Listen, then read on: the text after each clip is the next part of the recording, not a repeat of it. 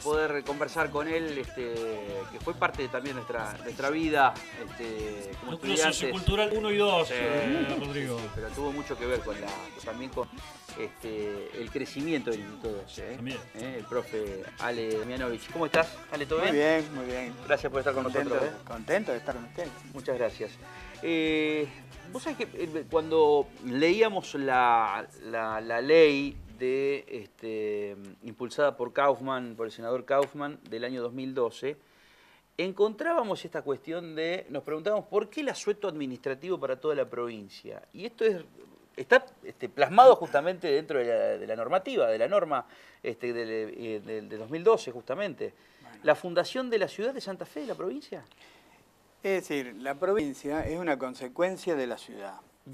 Todas las provincias antiguas, anteriores, digamos, a la Constitución Nacional o a la época en que los territorios nacionales se transformaron en provincias, son el resultado de una ciudad del siglo XVI. Fíjense, en todos los casos se da. Por ejemplo, Entre Ríos no. ¿Y por qué? Porque formaba parte del territorio que se le asigna a la ciudad de Santa Fe. Es decir, Garay fundó la ciudad, pero cada ciudad tenía asignada un territorio muy grande. Entonces, Kaufmann explica lo que ya había dicho Manuel Cervera, el gran historiador de Santa Fe, en 1907, cuando escribió su libro Historia de la ciudad y provincia de Santa Fe. Porque, obviamente, en aquel contexto institucional de la época de la monarquía española, las ciudades eran unidades políticas, jurídicas, tales que tenían un poder mucho más grande, sus autoridades, que la que tiene hoy un intendente cualquiera en cualquier ciudad. O sea, ellos participaban del poder. De toda la vida institucional, por así decirlo, ¿no? De toda la vida del poder. Intervenían en el área de su territorio en todo lo que tuviera que ver con justicia, guerra, administración y hacienda. Tenía todo la suma de los poderes. Todo, lo que hoy maneja un gobernador y más, porque tenía tropas, tenía justicia, no había división de poderes.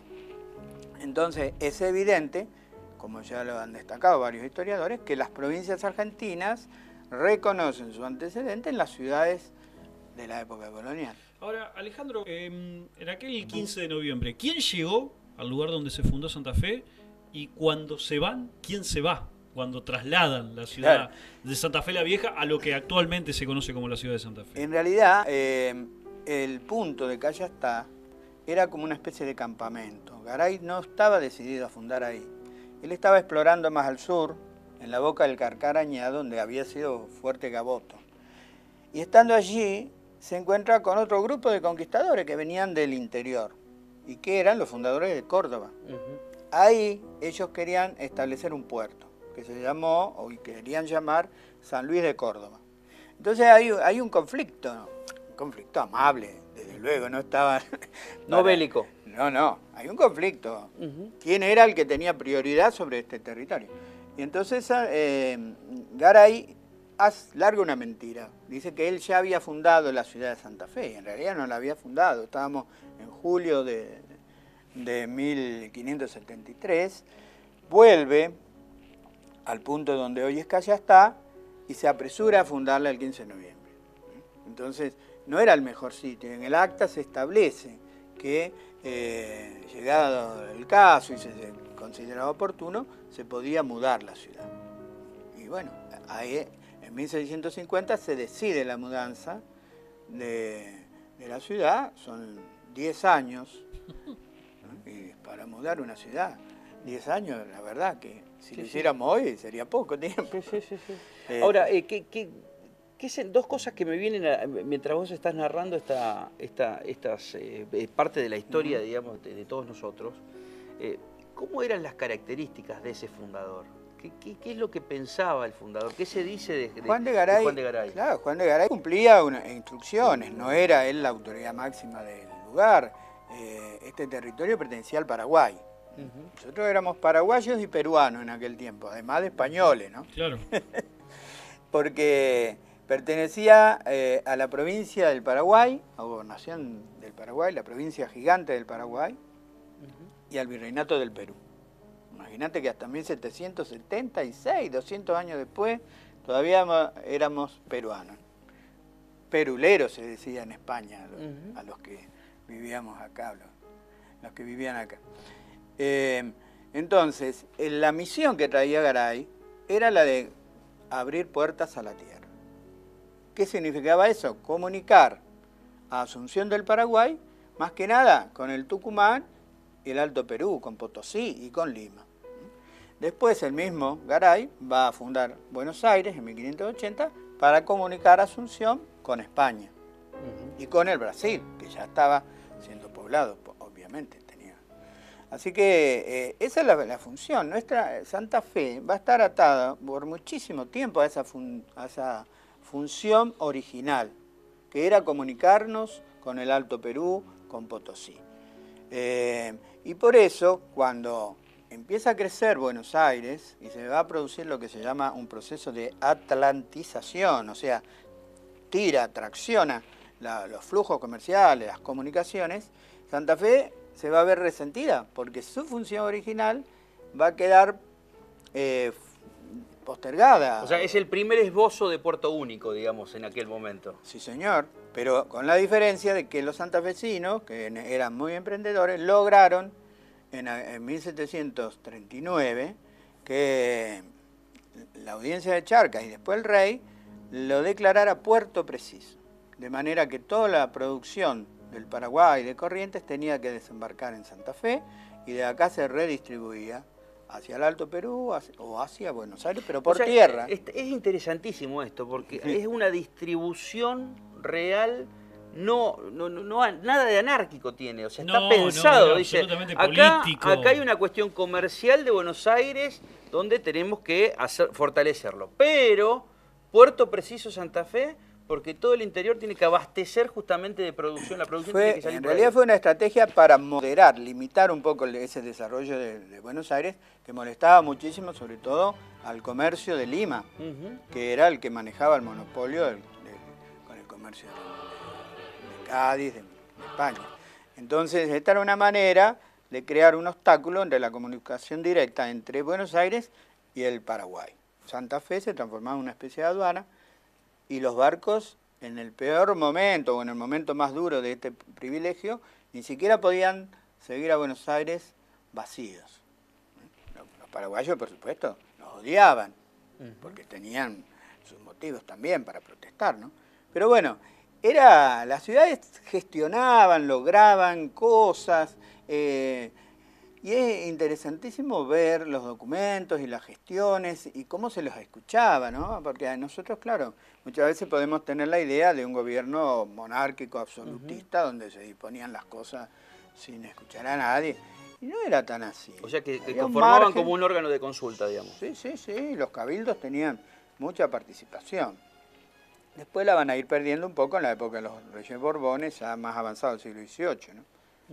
¿Quién llegó aquí? ¿Quién llegó a llamarse por primera vez santafesinos? ¿Cuál era el grupo de personas que acompañaba a Juan de Garay? Sí, quizá, no sé si se llamaron santafesinos a sí mismos, ¿no? Pero fíjate que escribiendo sobre Santa Fe, Martín del Banco Centenera escribe su poema La Argentina, escribe sobre todo la región del Río de la Plata, y ya él habla de argentinos, los gentilicios, estamos viendo. Sí, sí. Pero este grupo era un grupo muy heterogéneo, porque Santa Fe nació como ciudad mestiza.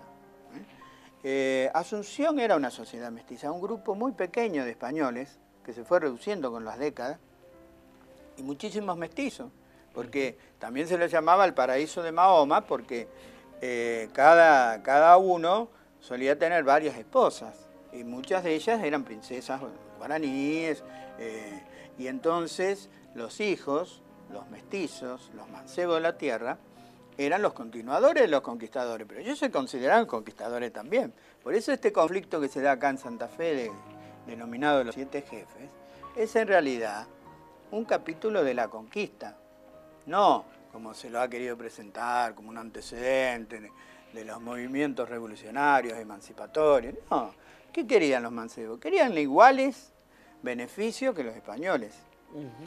Igual cantidad de tierras, los mismos cargos, la misma cantidad de indios de servicio. Y por eso se rebelan.